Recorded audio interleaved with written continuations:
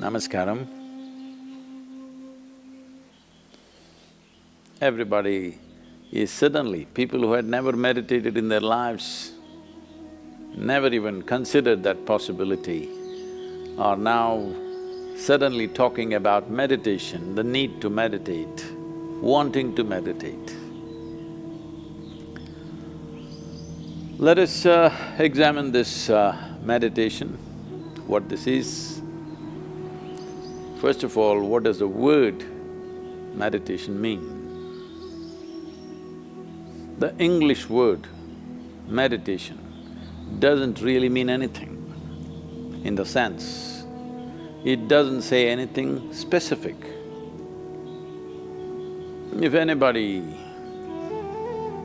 sits normally with their eyes closed, it's assumed they must be meditating.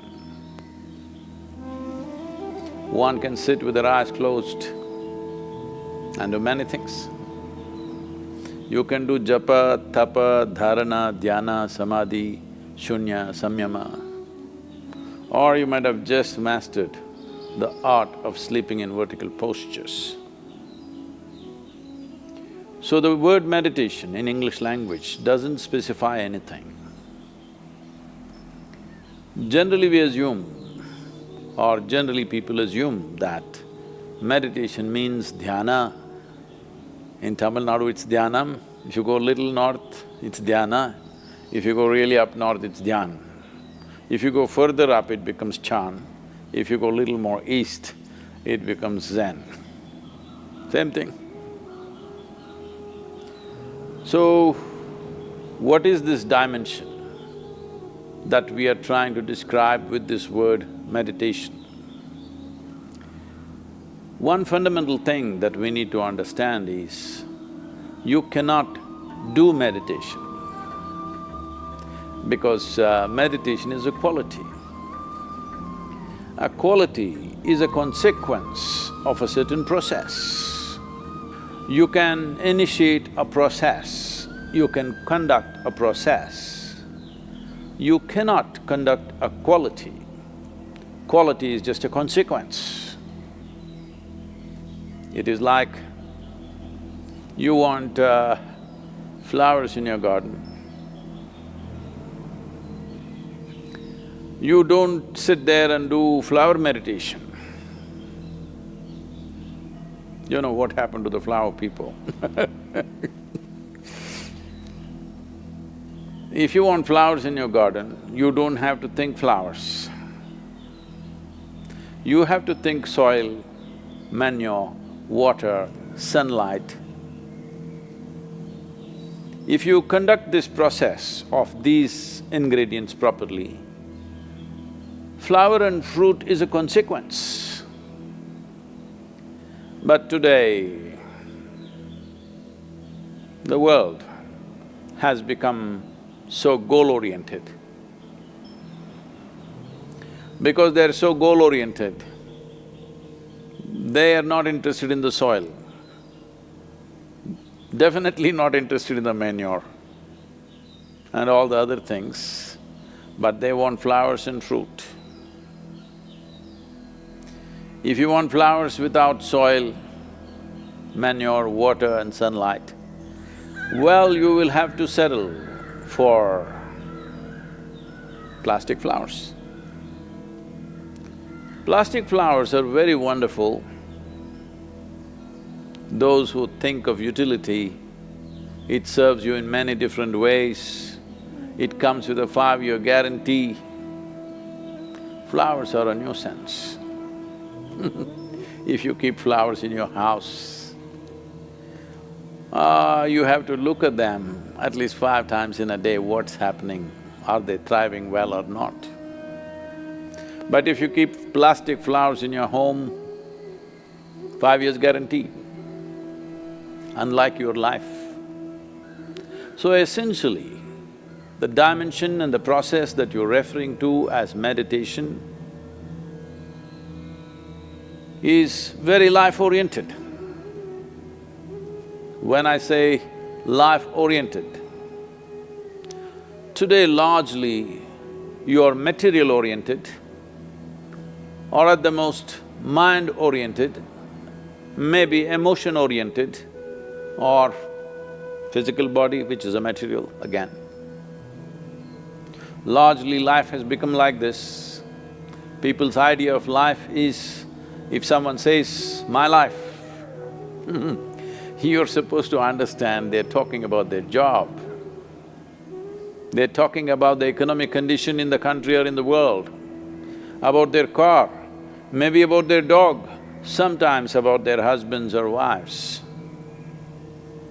It could be anything.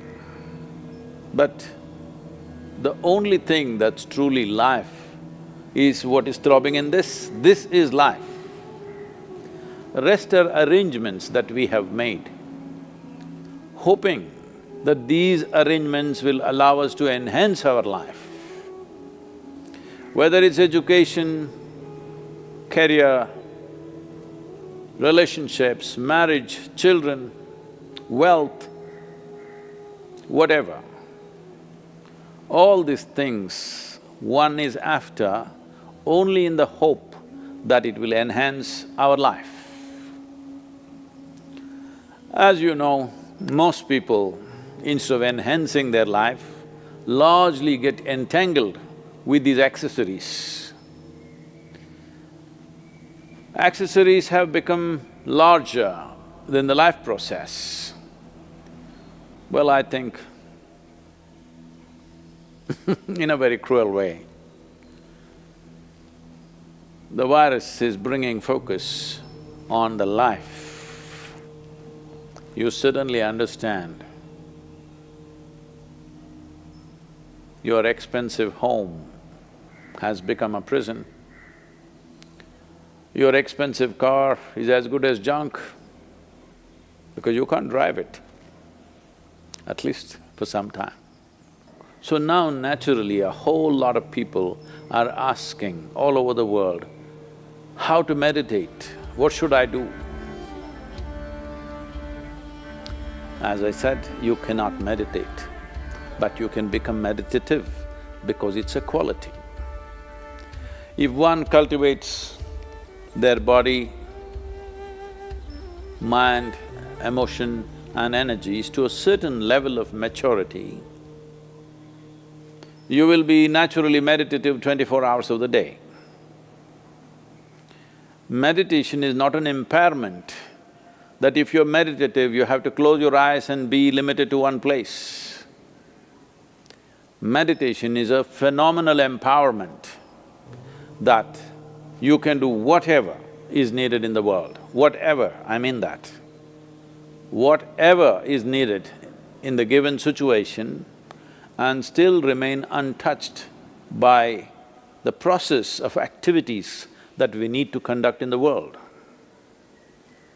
This empowerment or without this empowerment, in fact, a human being is crippled because if what you have to think, feel, understand and act in the world is going to rub off on you in such a big way, naturally you will hesitate to do what is needed.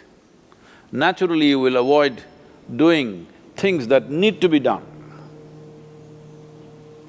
In a way, the moment you are in a state where your own activity and the activity of the world around you and the activity of your mind and your emotion, once they're impacting you every moment of your life, then in some way you will cripple yourself because naturally you would want to keep the scale of your life very limited because activity, thought, emotion, involvement with life can cause enormous amount of suffering.